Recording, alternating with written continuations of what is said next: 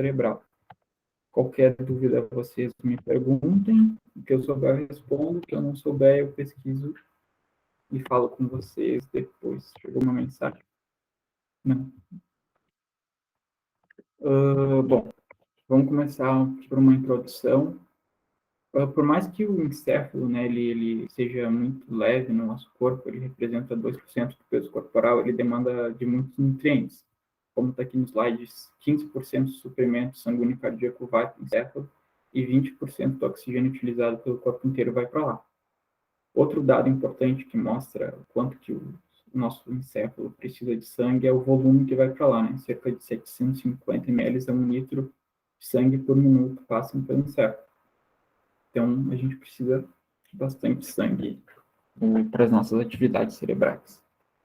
Bom, e antes de começar a falar das veias das artérias e dos vasos sanguíneos, eu acho importante falar sobre esses princípios básicos aqui, porque a gente vai ver vários nomes e é bem mais fácil se a gente souber desses termos aqui. Então, anterior e posterior.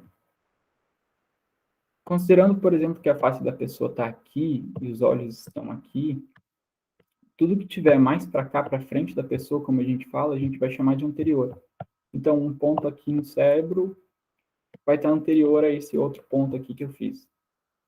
E seguindo isso daqui, os outros são fáceis de entender, né? Um ponto aqui, mais no centro, vai ser chamado de medial, e tudo que tiver mais para fora vai ser chamado de lateral. E superior e inferior já é bem intuitivo, né? Tudo que tiver aqui para cima, a gente vai chamar de superior e aqui para baixo de inferior.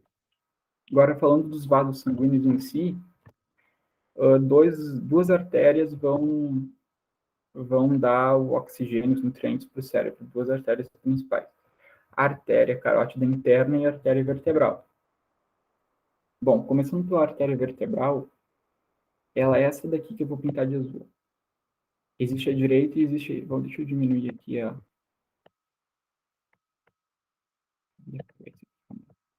A gente consegue ver melhor. Essa daqui é a artéria vertebral esquerda e essa daqui é a artéria vertebral direita. A artéria vertebral, ela vai ser um ramo da artéria subclávia, que é essa daqui que eu vou pintar de amarelinho. Então, do lado esquerdo do nosso corpo, a artéria subclávia ela vai ser um ramo direto da artéria aorta, que é essa daqui que sai direto do coração. E do lado direito, ela vai vir do tronco braquiocefálico, que é esse daqui que circula em amarelo. Certo? Então, essa daqui em azul é a artéria vertebral, que vai subir lá até o cérebro, vai passar pelos forames transversos aqui, que são das vértebras, para chegar ao teu cérebro. E a artéria carótida interna é essa daqui que eu vou pintar de laranjinha. Essa daqui. Ela é ramo da artéria carótida comum, que eu vou pintar de verdinho aqui. Essa daqui é a artéria carótida comum, que vai se ramificar em artéria carótida externa, que é essa daqui, que vai irrigar os músculos da face, as meninges, mas a gente está mais interessado na artéria carótida interna, que vai dar o oxigênio para o cérebro. Bom, aqui é outra imagem, para a gente conseguir entender melhor. Aqui está a artéria carótida comum, que veio aqui da aorta, aqui do tronco braquiocefálico, aqui no caso, e se ramificou em artéria carótida interna, essa daqui, que vem até aqui o cérebro, e a artéria carótida externa. E aqui está a artéria vertebral, que sobe aqui, passa pelo forame magno e entra no cérebro. Aqui está a subclávia. É bem importante entender esse início aqui para a gente não se perder depois. Então, qualquer dúvida, digam. Sistema carotídeo interno. Ele é formado pela artéria carótida interna e as suas ramificações. A gente vai dividir a artéria carótida interna em 4 partes.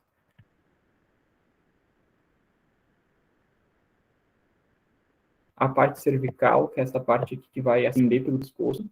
A parte petrosa, que é a que vai passar pelo osso temporal. A parte cavernosa, que vai passar pelo seco cavernoso. E a parte cerebral, que vai entrar no cérebro aqui, que vai ser a parte que a gente mais vai estudar, porque vai ser a parte que vai irrigar o cérebro, vai entrar pelo canal carotídeo. O canal carotídeo é isso daqui que eu estou circulando aqui de verde, ó. É isso daqui. Chegando lá, ela vai se ramificar, chegando lá pelo canal carotídeo. vai se ramificar em artéria oftalmológica, artéria cerebral média, artéria cerebral anterior e artéria coroide anterior. A gente vai prestar atenção em duas delas, que são as mais importantes, a artéria cerebral média e a artéria cerebral anterior. Certo? Partindo para o sistema vértebro-basilar, ele é formado pelas artérias vertebrais e os seus ramos. E aqui a gente consegue ver que a artéria vertebral é dividida em três partes. A parte cervical, que é a parte que vai passar pelos forames transversos, vai entrar no crânio pelo forame magno. O forame magno é essa estrutura aqui que eu estou circulando. E ela vai se juntar e vai formar a artéria basilar, que é essa artéria muito importante aqui que eu estou pintando de verde. Aqui é a artéria basilar. Bom, chegando lá, a artéria basilar ela vai se ramificar em algumas artérias que vão dar o suporte sanguíneo para o cérebro. A artéria cerebelar, aqui está escrito errado, artéria cerebelar inferior anterior, a artéria cerebelar superior, os ramos pontinos, que vão irrigar a ponte, a artéria do labirinto, e essas daqui que a gente também vai prestar bastante atenção, que são as artérias superiores direita e esquerda. Certo? Aqui a gente também consegue ver a artéria subclave, a artéria carótida comum, vai se dividir em externa e interna, vai subir pelo pescoço, vai entrar pelo canal carotídeo, e daí a artéria vertebral vai vir pelas vértebras aqui, vai passar pelo forame magno, vai se juntar na artéria basilar. Então, bom, aqui eu acho que eu coloquei mais uma imagem para a gente ver isso aqui de novo, porque, como eu falei, a gente precisa entender bem para não se perder depois. Então, repetindo rápido, a artéria subclávia vai formar a artéria vertebral. A artéria vertebral vai subir, vai passar pelo forame magno, vai se juntar e vai formar a artéria basilar. A artéria carótida interna, essa daqui, ela vai ser ramo da artéria carótida comum, que vai se ramificar em externa e interna. Quando elas chegarem lá no cérebro, elas vão formar o polígono de Willis, que é uma anastomose entre esses dois sistemas. Uma anastomose é como se fosse uma conexão entre todos esses vasos aí, certo? Então, para vocês entenderem melhor aqui, de novo, as artérias vertebrais que vieram aqui das vértebras e a artéria carótida interna que está aqui cortada, certo? Porque, ó, ela subiu por aqui, passou por aqui, subiu pelo canal carotídeo e veio até aqui e está formando o polígono de Willis. Que o polígono de Willis é uma estrutura bem importante que a gente precisa entender bem. Então, você lembra que eu falei para vocês que é importante que os princípios básicos de anterior e posterior, existem três artérias cerebrais que são muito importantes. Então, uma artéria ela fica aqui. Uma artéria cerebral fica aqui, vai ser ramo da artéria carótida interna. Ela chegou aqui no cérebro, vai se dividir. Vai ter a artéria carótida interna, a artéria carótida interna que vai se ramificar nessa daqui. E depois a gente vai ter a artéria, essa daqui, essa artéria cerebral, e a artéria basilar, que foi formada pela junção das duas vertebrais, em formar essa daqui. Então, lembra que eu falei que tudo que está mais para cá, mais para frente, é anterior? Então, essa daqui vai se chamar artéria cerebral anterior. A que está mais para frente vai ser chamada de artéria posterior, e a que está no meio vai ser chamada de artéria cerebral média, que a gente consegue ver nesse desenho aqui, ó. A artéria carótida interna chegou e vai se dividir. Vai formar a artéria cerebral anterior, a artéria cerebral média, e a artéria basilar vai formar a artéria cerebral posterior. Aqui tem outras artérias importantes também, que são formadas aqui, são ramificações da artéria basilar. Essas aqui são as artérias pontinas, que vão irrigar a ponte. Aqui está a artéria do labirinto. Aqui está a cerebelar superior, que vai irrigar o cerebelo. E, bom, o que vai juntar esses dois sistemas, né? São as artérias comunicantes. A gente tem duas artérias comunicantes. A artéria comunicante anterior, que está na parte anterior, e duas artérias comunicantes posteriores, que vão estar na parte posterior. Isso daí vai formar o polígono de Willis, certo? Então, bom, relembrando aqui com outra imagem, as duas artérias vertebrais vão se juntar. vão formar a artéria basilar. A artéria basilar vai formar as artérias cerebrais posteriores. Aqui tem as artérias comunicantes posteriores, que são essas duas aqui, que vão ligar a artéria cerebral posterior à artéria carótida interna. A artéria carótida interna, quando ela chega, ela vai formar duas artérias cerebrais, a média e a anterior. As duas anteriores vão ser conectadas pela artéria comunicante anterior, certo? Então, importante dizer que essa rede anastomósica aqui, essas interconexões, elas ajudam, elas protegem o cérebro caso haja obstrução em alguma dessas artérias, porque elas garantem que o fluxo sanguíneo continue, né? Então, se por algum acaso houver algo que impeça o fluxo sanguíneo aqui, essa artéria comunicante posterior vai fazer com que o sangue possa fluir para a artéria cerebral posterior e minimize os danos de algum comprometimento nessas artérias. Importante dizer também que o polígono de Willis ele tem diferenças anatômicas entre as pessoas. A maioria das pessoas tem esse desenho típico aqui que eu estou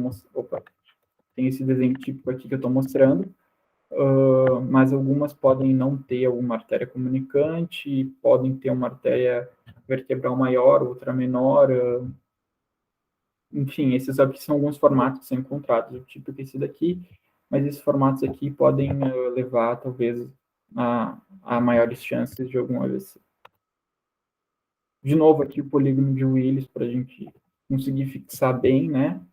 Artéria basilar aqui, artéria cerebral posterior por aqui, a carótida interna, a cerebral média, a cerebral anterior, a comunicante anterior, que vai comunicar as duas, que vai ligar as duas cerebrais anteriores, e elas vão seguir para o cérebro e formar ramos que vão irrigar a parte do cérebro. Aqui eu coloquei alguns deles, eu não vou me ater muito em cada detalhezinho, mas a gente consegue ver aqui a artéria cerebral média, ó. Ela vai mais para a parte lateral do corpo, ela vai formar essas artérias importantes aqui, que são as artérias lentículo-estriadas. Aqui a gente consegue ver a artéria anterior, que vai seguir aqui o percurso do corpo caloso, vai irrigar essa parte mais medial e superior aqui do cérebro. Aqui está a artéria posterior, que vai irrigar o lobo occipital e a parte inferior do lobo temporal. Aqui, isso daqui mais isso que eu acabei de falar, só que mais esquematizado. Então, aqui a partezinha de verde da artéria cerebral anterior. Está pintado de verde aqui a parte que ela irriga, que é a parte do lobo frontal aqui, a parte anterior e a parte mais do dorso. A cerebral média vai irrigar mais a parte lateral do cérebro, e a artéria cerebral posterior vai irrigar mais a parte posterior do cérebro, o lobo occipital e o temporal inferior. E é importante a gente saber disso, porque caso uma artéria dessa seja comprometida, vai haver um sintoma diferente, porque como cada parte do cérebro tem uma função, caso a parte lateral seja comprometida, vai ter um sintoma diferente. Bom, começando pela artéria cerebral média. Caso ela seja comprometida, um dos principais sintomas que a gente vai poder ver é a fraqueza dos membros superiores contralaterais e da face, que a gente vai chamar aqui de hemiplegia e paresia contralateral. Para ilustrar bem isso, existe essa associação aqui entre as áreas de irrigação e o homúnculo. O homúnculo ele é uma representação gráfica aqui do giro pré-central ou do giro pós-central. Aqui é o giro motor. O giro pré-central que fica no lobo frontal, ele é responsável pelos movimentos primários. Então, esse homúnculo, ele é como se fosse um corte do giro pré-central e ele indica qual parte controla qual parte do corpo e de acordo com a complexidade, né? Essas partes maiores aqui é porque o tipo de movimento é mais complexo, né? A mão aqui está maior porque ela é um movimento mais complexo, por exemplo, do que o cotovelo, né? A gente faz assim, é muito mais complexo que a gente fazer assim. Mas, enfim, falando da irrigação. A artéria cerebral média que vem por aqui, ela vai irrigar essa parte mais lateral. E essa parte mais lateral do giro pré-central, ela é responsável pelos movimentos da face e dos membros superiores. Então, caso haja uma obstrução aqui, um AVC, toda essa parte aqui vai ficar comprometida. Então, as mãos, a parte distal dos membros superiores, a face. Então, aqui até tem uma imagenzinha aqui de uma hemiplegia, uma parte tá do rosto da mulher aqui tá, né, não consegue se movimentar. E depois a gente vai ver melhor, mas a artéria cerebral anterior, ela vem aqui mais na parte medial. Hein? E a parte medial do sulco pré-central vai controlar os movimentos dos membros inferiores. Então, caso haja algum comprometimento dessa artéria, os membros inferiores vão ficar mais comprometidos. Outros sintomas que a literatura fala. Afasia de Broca, a área de Broca, que é essa daqui que está nessa imagem, ela é responsável pela expressão da linguagem. Então, pessoas com afasia de Broca, elas conseguem compreender o que a pessoa fala, mas elas têm dificuldade de se expressar. Também a afasia de Wernicke, que a área de Wernicke fica nessa área aqui do cérebro, e daí é o contrário, né? A pessoa ela consegue, tá escrito errado aqui também, peço desculpas, a pessoa ela vai conseguir falar, mas ela vai ter muita dificuldade em compreender a fala. E a dificuldade com movimentação ocular, né? Aqui o giro pré-central, essa parte aqui controla o olho, então tá aí, porque é uma das sintomas. Caso a artéria cerebral anterior seja comprometida, como a gente falou, vai haver comprometimento dos membros inferiores, porque ela irriga mais essa parte aqui do homúnculo, incontinência urinária, e a literatura diz que caso haja um infarto bilateral, pode haver um distúrbio de comportamento, porque essa parte aqui do lobo frontal, mais anterior, que a artéria cerebral anterior irriga, é responsável pelo nosso comportamento, pela memória, então o comprometimento aí pode levar a distúrbio de comportamento. Caso a artéria posterior seja comprometida, a gente pode ter alexia, que é a incapacidade de leitura, porque o lobo occipital, que é irrigado pela artéria posterior, é responsável pela visão. Então, caso haja uma desconexão entre o lobo occipital e o hemisfério esquerdo, que é responsável pela linguagem, a gente pode ter essa alexia aí, que é a incapacidade de leitura.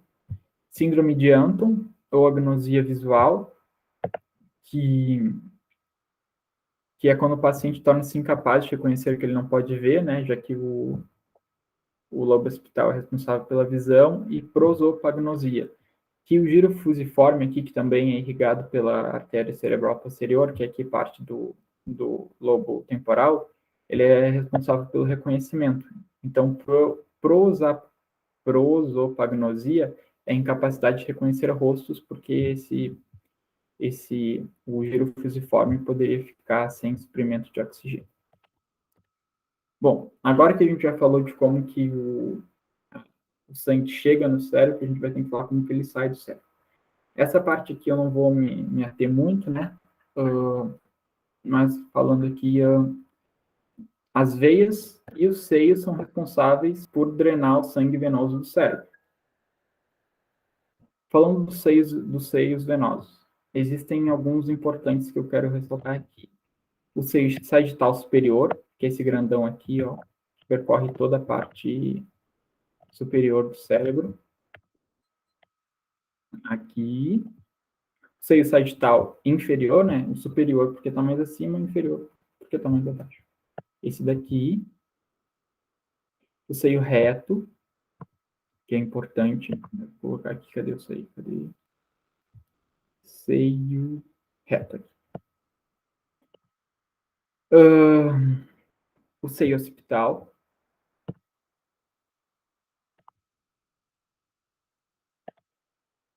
que é esse seio aqui. Eu acho que esses aqui são os seios mais importantes por enquanto para a gente saber. Então, e esse ponto aqui a gente vai chamar de confluência dos seios, porque é onde os seios se encontram, certo? Então, o que vai formar a confluência dos seios? Vai ser o seio sagital superior, o seio reto, que vai ser também formado pelo seio sagital inferior, esse daqui, vai vir aqui e vai, junto à veia cerebral magna, vai formar o seio reto, que vai chegar aqui na confluência dos seios. Quando chegou na confluência dos seios, o sangue ele vai se dividir. Então, olhando para essa imagem aqui está a confluência dos seios, está representada aqui nos desenhos, aqui nesse. Quando ele chega, ele vai se dividir nos seios transversos. Existe o seio transverso direito e esquerdo. O direito vai vir por aqui, o esquerdo vai vir por aqui. Vai ter uma parte que o seio transverso ele vai descer pelo crânio, formando um S. Daí a gente vai chamar de seio sigmoide. Quando o seio sigmoide acabar, ele vai se transformar na veia jugular interna e o sangue vai ser drenado para fora do cérebro. Falando das veias, existem dois sistemas de veias, as veias cerebrais superficiais e as veias cerebrais profundas. O nome ele já é bem intuitivo, né? Então, as veias cerebrais superficiais, elas vão drenar a parte mais superficial do cérebro, e eu vou dizer três aqui que são importantes. A cerebral média superficial, que é essa daqui, que ela vai drenar o sangue para o seio cavernoso. A artéria de Trolar, que é essa daqui, que vai drenar o sangue para o seio sagital superior, e a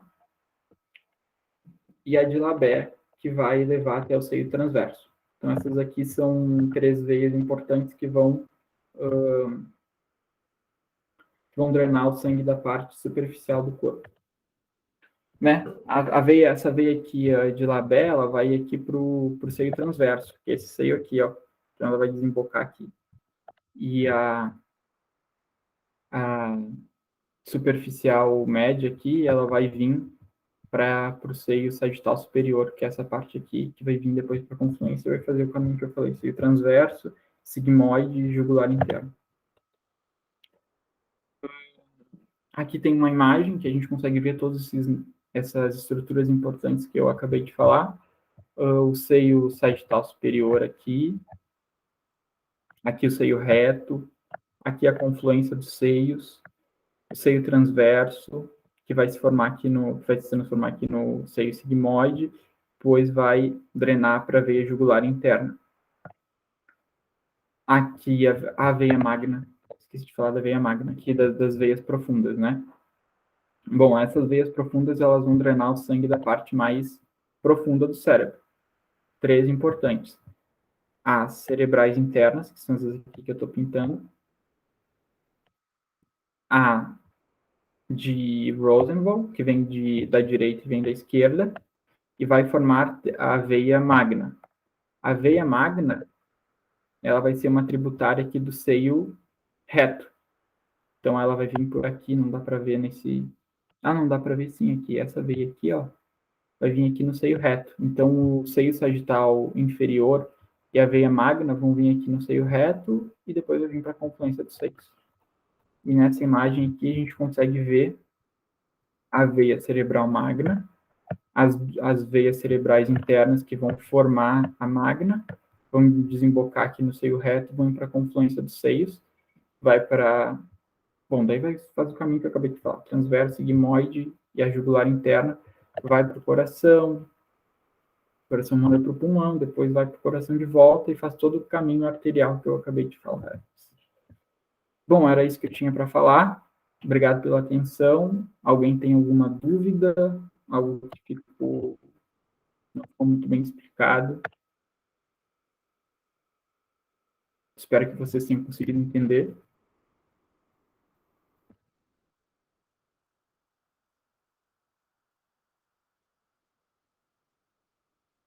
Tem alguma mensagem?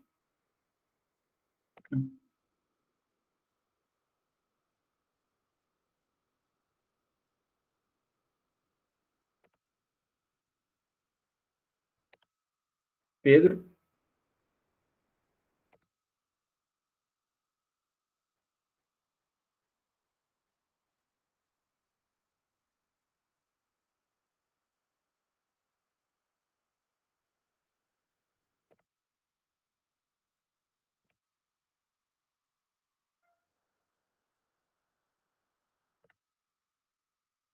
Pedro?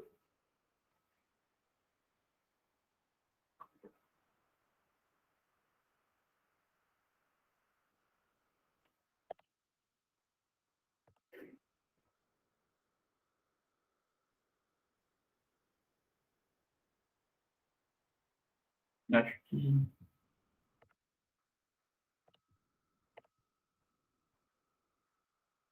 Hum,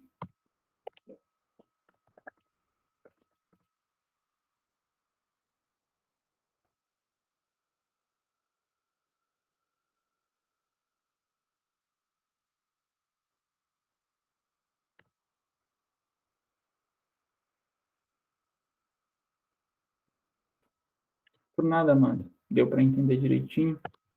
Qualquer dúvida?